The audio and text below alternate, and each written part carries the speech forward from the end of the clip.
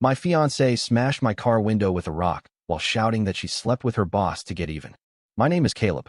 I'm 31 years old, and up until a few months ago, I thought I had everything lined up for a stable, respectable life. A good job in logistics at a mid-sized company, a modest but reliable car I had worked hard to pay off, and an engagement to Marissa, a woman I believed was my partner in building a future. We had a date for the wedding, we had a small joint savings account set aside for the ceremony, and we were even looking at starter homes in nearby neighborhoods. At least, that's what I thought. The first crack in the illusion didn't come quietly. It wasn't a hushed conversation, an overheard whisper, or a private confession. It came in the form of a loud crash of glass, a scream that echoed down the street, and a confession so blunt and vile it seared itself into the minds of everyone present. It happened on a Saturday afternoon in early spring. I had just gotten off a shift and parked my car in front of our apartment building. But parking was tight, and the spot directly in front of the entrance was taken by another resident, so I slid into a spot across the street. I grabbed some groceries, headed upstairs, and thought little of it. 2 hours later, I was in the living room watching highlights from last night's game when I heard shouting outside. Not just any shouting, a woman's voice shrill with rage, each word spat with venom. At first, I thought it was one of the usual neighborly disputes. In our building, people argued over noise, parking, or whose dog made a mess in the hallway. But then I caught the words. You think you're so perfect, Caleb? You think you can control me? Well, I slept with my boss. I slept with him to get even. The grocery bag still sat on the kitchen counter, half unpacked. I dropped the cereal box I was holding and ran to the window. There she was, Marissa, my fiancée, the woman I'd promised to marry. She was standing in the street in broad daylight, wild-eyed, her cheeks flushed crimson, holding a rock the size of a grapefruit in her hand. And at her feet, shards of glass scattered across the pavement like ice. She had smashed the window of a black sedan. Not my car. I blinked hard, trying to process what I was looking at. My car, a blue midsize hatchback, was parked opposite, untouched. She had mistaken this car for mine and hurled the rock straight through the rear passenger window. And she didn't even notice. Neighbors poked their heads out of windows. A family walking their dog stopped dead in their tracks. A group of Marissa's co-workers, I recognized them faintly from a holiday party, stood frozen at the end of the block, their mouths open in shock. And Marissa kept going. She kicked at the door, screaming at the shattered glass as if it were me. She shouted about how she had given everything to this relationship, how I was boring and weak, how she had options. And then she screamed the same confession again, louder this time, so no one could possibly mishear it. She had slept with her boss. I couldn't move at first. My body felt like it was split in two, one half wanting to rush out there, demand answers, and drag her back inside before she embarrassed herself further. The other half wanted to sink through the floor, disappear, and never face the weight of those words. But then I noticed something. She wasn't even looking around. She was too wrapped up in her tantrum, too obsessed with the drama of the moment to realize the car wasn't mine. And that realization hit me harder than anything else. She had prepared herself to destroy something of mine. She had armed herself with that rock, with those words, with that fury. And she had been ready to cause as much damage as possible. The fact that she picked the wrong target didn't matter. The intention was clear. I took a deep breath, grabbed my keys, and walked out of the apartment building. The air was thick with tension. People stared as I crossed the street, some whispering, others pulling out their phones. Marissa froze when she finally spotted me. For a split second, her face twisted in confusion. Her eyes darted from me to the car she had just destroyed. I could almost see the realization dawning on her that she had smashed the wrong window. And then her expression hardened into defiance. She opened her mouth, maybe to justify herself, maybe to twist the story into another attack on me. But I didn't give her the satisfaction. I didn't raise my voice. I didn't ask her why. I didn't demand details. I just walked past her, unlocked my car, my actual car, and slid into the driver's seat. The silence that fell over the crowd was deafening. People gasped. Someone muttered, "Oh my God, it wasn't even his car." Another voice laughed nervously. I started the engine, pulled away from the curb, and drove off without a word. In the rearview mirror, I saw Marissa standing there, rock still in her hand, her mouth opening and closing like she couldn't believe what had just happened. My heart pounded as I turned down the next street. My hands shook against the steering wheel. My entire body buzzed with the aftershock of humiliation, betrayal, and disbelief. But underneath the chaos of emotions, there was something else, a strange, icy clarity. She had confessed, publicly, loudly, to dozens of witnesses. She had revealed everything without me lifting a finger, and she had thought she was punishing me. I pulled into a parking lot a few blocks away, and sat there for nearly an hour, watching people come and go while my thoughts spun. Each memory of the last year replayed in my mind like broken film. The late nights, she said she was working late. The sudden new clothes she claimed were on sale. The distance that had crept in between us when I asked about wedding planning. It all made sense now. By the time I drove back home that evening, the street was empty. The damaged car had been taped over with plastic, and the rock was gone. So was Marissa. She didn't come home that night. I sat alone in our apartment, staring at the faint outlines of our life together, framed photos, unopened wedding invitations, the dress bag hanging in the closet. But they felt like props in a play that had ended abruptly, the actors gone, the stage abandoned. I didn't sleep much. I didn't cry either. My mind wasn't in mourning. It was already moving forward, piecing together what this meant, what I had to do next. Because this wasn't just a betrayal. It wasn't just infidelity. It was war declared in broad daylight. And if she thought smashing a stranger's car window and screaming about her affair would be the end of it, she had no idea what was coming. The morning after the spectacle on the street, I woke up to silence. The other side of the bed was empty, the sheets still neatly tucked, as if no one had touched them. Marissa hadn't come home. For a moment, I half expected her to burst through the door with some excuse, spinning the night into a misunderstanding, blaming alcohol, or trying to gaslight me into believing I had misheard her. But the apartment stayed quiet, heavy with the weight of reality. I moved through the room slowly, studying the little reminders of our life together. Her makeup scattered across the bathroom counter, her shoes tossed by the door, the mug she always used for morning coffee left unwashed in the sink. To anyone else, it might have looked like normal clutter. To me, it was evidence of a life built on lies. I wasn't sure if she would return, but one thing became clear. I couldn't just sit and wait for her explanation. She had already confessed in front of the whole neighborhood. Her words weren't just out in the open. They were permanently imprinted in the memory of everyone who had been there. Even if she came home with apologies, the damage was irreparable. As I sat at the table, sipping cold coffee, I realized I didn't want her excuses. I wanted the truth. And the truth wasn't going to come from her mouth. That day, I began piecing together the fragments. I started with our finances. We had opened a joint account a year ago when we got engaged, contributing regularly to save for the wedding. I wasn't obsessive about monitoring every transaction, but I checked in occasionally. What I found this time made my stomach twist. The balance was much lower than it should have been.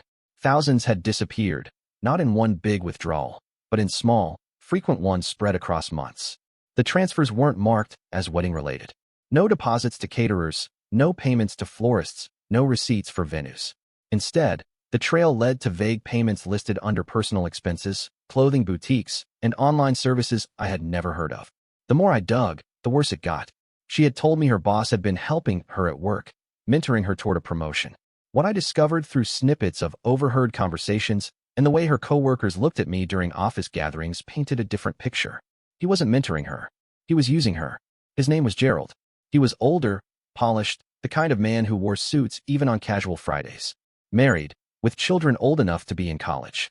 At company events, he always played the role of a respectable family man, smiling politely at my handshake, offering me drinks while keeping his hand just a little too long on Marissa's shoulder.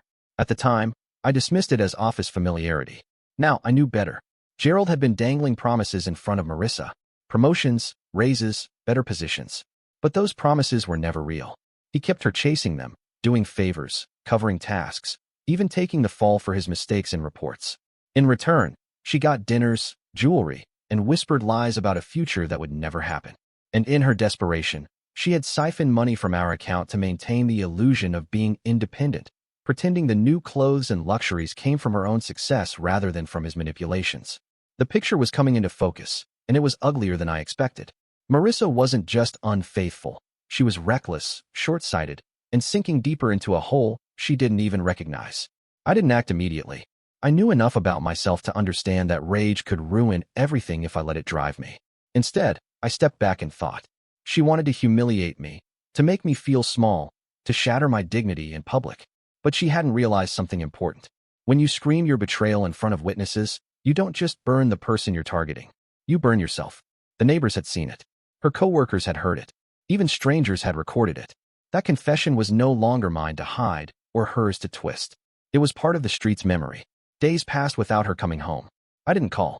I didn't text. Instead, I quietly collected more pieces of the puzzle. I went through the shared laptop. She wasn't careful with her logins, and in her arrogance, she had left emails and messages open. What I found confirmed my suspicions. Messages between her and Gerald weren't poetic or affectionate. They were transactional. She complained about me, called me a bore, said I lacked ambition. He responded with flattery, just enough to keep her on the hook, always circling back to tasks at work she could do for him. Occasionally, there were references to hotel rooms, excuses about working late, and once, a brazen note where he mentioned her taking money from me. Reading those messages, I didn't feel heartbreak anymore. I felt something colder, calculated. Every line was another nail in the coffin of the person I thought I knew. She wasn't just cheating. She was collaborating in her own destruction. When Marissa finally returned, it wasn't with shame. She walked into the apartment as if nothing had happened. No apology, no trembling voice. She acted casual, moving through the rooms, tossing her bag onto the couch, and checking her phone. If she noticed my silence, she didn't acknowledge it. That night, she slept in our bed without a word. I lay awake beside her, staring at the ceiling, listening to her steady breathing. And I understood something critical. She thought she still had control. She believed I was too weak to act, too invested to walk away. She thought smashing a car window and screaming her betrayal had been a temporary outburst, something that could be patched over with excuses later. But she was wrong. I didn't confront her. I didn't bring up the emails or the bank account. I didn't ask her about Gerald. Instead, I let her believe I was paralyzed, waiting, unsure. Because the more she thought I was blind, the deeper she would dig her own grave. Over the next week, she resumed her routine. Late nights at work, secretive phone calls in the bathroom, new clothes arriving at the apartment without tags or receipts. But I noticed something else. Tension. Her confidence had cracks. When the phone rang, she hesitated before answering. When she left the apartment, she looked over her shoulder. I realized then that Gerald wasn't as solid as she believed. His wife, Catherine, was sharp, observant, and increasingly suspicious. I remembered her at the company dinner last year, watching the room with quiet intensity while Gerald charmed investors. She wasn't the kind of woman who ignored details. If she hadn't seen the affair yet, she would soon. And when she did, she wouldn't keep it quiet. I had no intention of helping Marissa or Gerald cover their tracks. In fact, I wanted the opposite. I wanted the truth to break loose at the worst possible moment for both of them. So I started to prepare, not with revenge fantasies or outbursts of anger, but with patience. I documented everything quietly. The bank withdrawals, the emails, the receipts. I saved copies in hidden folders, stored backups in places she would never check. And all the while, I let her live in the illusion. I let her think she was winning, that I was powerless, that she could continue building her house of cards higher and higher. But deep down, I knew exactly what would happen when the wind finally blew. By the second week, Marissa's confidence had morphed into arrogance. She strutted around the apartment like a victor returning from battle, wearing new clothes, new jewelry, carrying handbags I knew she couldn't have afforded on her salary. She didn't bother hiding them anymore. She must have assumed that I either wasn't paying attention or was too defeated to challenge her. She began leaving receipts in the trash, perfume bottles on the dresser, expensive wine bottles in the kitchen. The message was clear. She wanted me to see how well she was doing without me, even while she lived under the same roof. The humiliation on the street hadn't been enough for her. She needed to press harder, to make me feel the imbalance of power. But I didn't argue. I didn't even raise my voice. Instead, I played the role she expected, the silent, docile man too stunned to react. She mistook my restraint for weakness, and in that miscalculation, she gave me exactly what I needed: time. I knew the moment to act wouldn't come from me alone. It had to come from a shift in the balance, an event neither she nor Gerald could control. That moment arrived when I overheard a conversation between her and one of her co-workers in the lobby of our building. They didn't see me lingering by the mailboxes. The co-worker's tone was nervous, almost pleading. She mentioned an upcoming company dinner, some kind of recognition event with spouses invited. Gerald would be there. So would Catherine. And so would Marissa. The co-worker asked if Marissa was sure about attending, if it wasn't too risky. Marissa laughed in response, her voice dripping with confidence, saying Gerald had it under control. That dinner became my focus. It was the perfect stage. A room full of executives, colleagues, and Gerald's wife. All the people whose opinions mattered most to both of them. If the truth came out there, it would be catastrophic. Over the next few days, I refined my plan. I didn't want to make a scene myself. That would make me look bitter, vengeful, and unhinged. No, the key was to set the stage so that they exposed themselves. All I needed to do was pull the right threads and watch their carefully constructed facade collapse. The night of the dinner arrived. I wasn't invited, of course, but I didn't need to be inside. I had already delivered what needed to be delivered earlier that afternoon. I had compiled a neat package. copies of emails, transaction records from our joint account, and photographs I had discreetly taken of Marissa slipping into hotels at odd hours. The envelope bore no signature, no hint of my involvement. It was addressed directly to Catherine. I left it with a trusted courier who specialized in discreet deliveries. By 7 o'clock, the guests were gathered in a glittering hotel ballroom across town. Through quiet channels, a friend who worked at the hotel, I knew the evening schedule. Drinks, speeches, dinner, recognition awards. It was all meticulously planned, as corporate events usually were. What wasn't planned was Catherine opening the envelope just as the speeches were beginning. I wasn't there, but later I heard how it unfolded. Catherine sat at the table, elegant as ever, with Gerald on one side and Marissa nearby, glowing in a designer dress she could never have purchased on her own. Catherine read the document slowly, her expression never breaking. When Gerald raised his glass for a toast, she set the papers down, folded them carefully, and looked across the table at Marissa. Silence followed. Not the silence of respect or anticipation, but the kind that swallows a room whole, leaving everyone waiting for the drop. Gerald's voice faltered.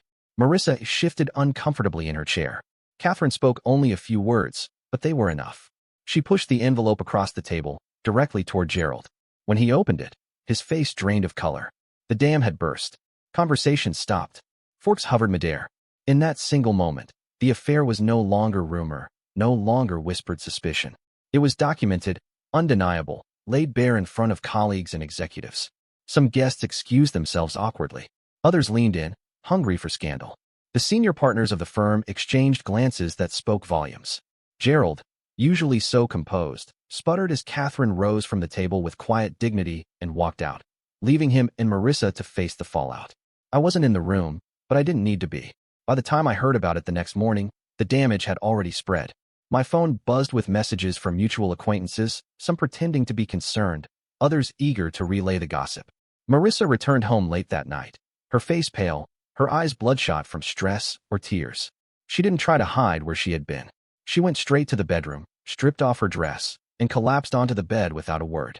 I watched her from the doorway, not with pity, but with an almost clinical detachment. This was what she had built. This was the house of cards she had stacked so high, convinced it would never topple.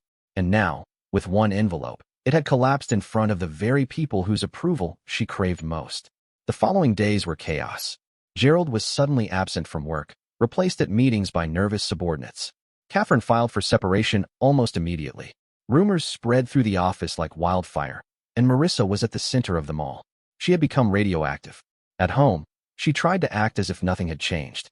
She cooked dinner, asked perfunctory questions about my day, even tried to sit close to me on the couch. But the tension in her eyes betrayed her.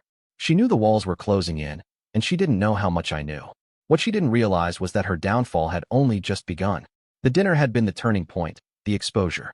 But karma doesn't settle with humiliation alone. Consequences have layers, and hers were waiting just around the corner. One evening, I returned from work to find her pacing the living room, phone clutched in her hand.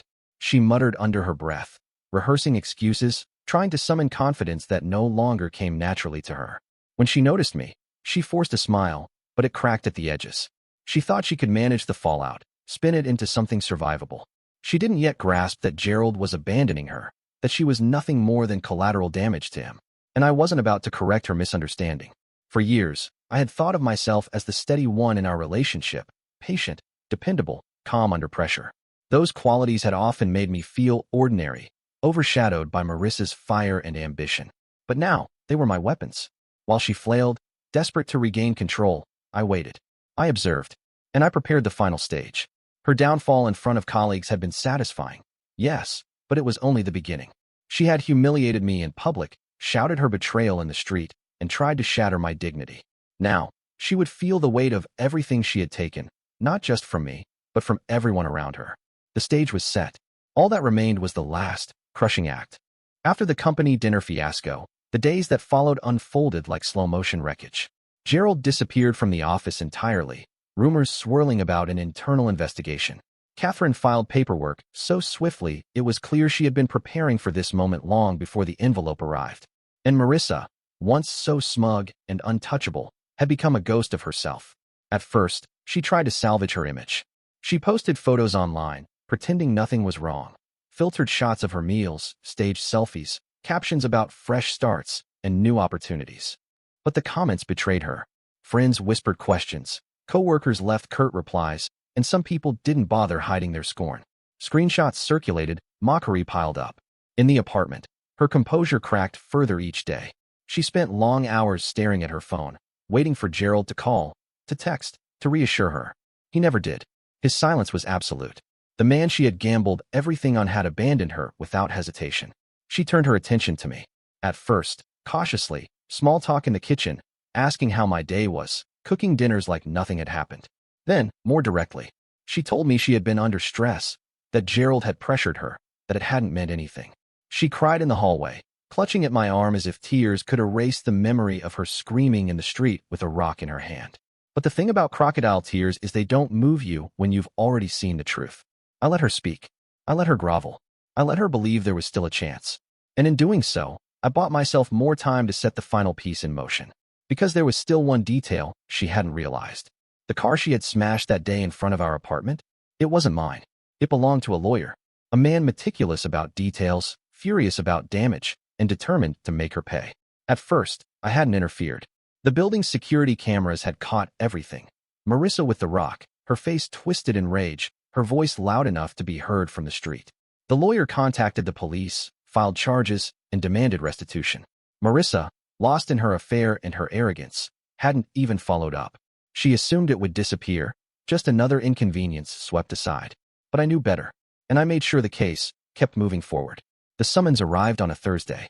She tore open the envelope at the kitchen table, her eyes darting across the legal language, her lips trembling as she realized what it meant. Vandalism charges, restitution demands, court appearances. She crumpled the paper in her fists, then glanced at me as if I might save her. The irony almost made me laugh. She had betrayed me, humiliated me, stolen from me, and now she expected me to protect her. I said nothing. I didn't need to. The silence was enough. From there, everything unraveled at once. Gerald cut ties completely. Without his backing, Marissa's standing at work collapsed. Gossip turned into isolation. Projects were reassigned. Invitations vanished. Within weeks, she was let go, the polite corporate term for being pushed out with no future prospects. The apartment grew heavier by the day. Marissa moved through it like a caged animal, snapping at small inconveniences, crying over emails, lashing out at me when I didn't react. She begged for sympathy, then accused me of being cold. She tried guilt, anger, seduction, silence, every tactic in the book. None of it worked. What she didn't realize was that her downfall wasn't just personal. It was financial too. When she drained our joint account for her luxuries, she thought she was being clever, hiding withdrawals under vague descriptions. But I had documented everything. I met with a financial advisor and then with a lawyer of my own. Together, we built a case showing the misappropriation of funds. Not only had she stolen from me, but she had also attempted to pass off wedding expenses that never existed. When I presented this to her, she broke down completely. She sat on the floor, clutching her knees, begging me not to press charges, not to make things worse. But things were already worse, because every decision she had made had consequences waiting to be paid. The night before her court appearance for the vandalism case, she finally snapped. She accused me of orchestrating everything, of setting her up, of being cruel. She screamed that I had ruined her life. The truth, of course, was the opposite. She had ruined her own life, brick by brick, decision by decision. All I had done was refuse to shield her from the fallout. When the day arrived, I stood outside the courthouse, watching her shuffle inside in borrowed clothes, her face pale and drawn. The same woman who once bragged about her options now looked like a ghost of herself. The lawyer whose car she had smashed was relentless. He pressed for maximum restitution, citing emotional distress, professional embarrassment, and the public nature of the incident. With the security footage as evidence, there was no escape. The court ruled against her swiftly, saddling her with heavy fines and mandatory community service. The humiliation was complete. In the weeks that followed, she packed her things slowly, moving them into boxes one by one. She didn't announce where she was going, but it didn't matter. Her world had shrunk to ashes. No fiancé, no job, no lover, no savings, and now legal debts on top of everything else. I sold the wedding reservations we had put deposits on. The venue, the photographer, even the honeymoon package. All of it went to other couples, and the profits went directly into my account. It felt poetic, watching the remnants of our supposed future turn into cash that belonged solely to me. When Marissa left for the last time, dragging her suitcase down the hall, she didn't look back. She couldn't. Pride wouldn't let her, and shame kept her eyes fixed on the ground.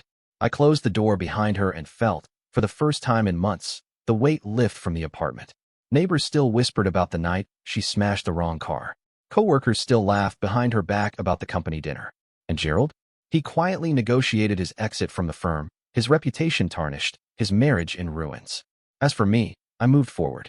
Slowly, deliberately, and with the clarity that only comes from surviving betrayal. I didn't rush into new relationships or chase distractions. Instead, I focused on rebuilding, not just finances, but dignity, confidence, and peace. Because revenge, I realized, isn't always about dramatic gestures or violent outbursts. Sometimes it's about patience, about letting people trap themselves in the holes they've dug, about stepping aside and allowing karma to finish what they started. Marissa had picked up the rock that day and hurled it with all her fury, convinced she was striking at me. Instead, she had struck at her own life, shattering everything she thought was unshakable. And I had simply walked away into a future she would never be part of. And that's the story. If you're still here, that means you're one of us. So go ahead, hit that subscribe button. I drop new chaos every single day, and trust me, tomorrow's story, it's even worse than this one.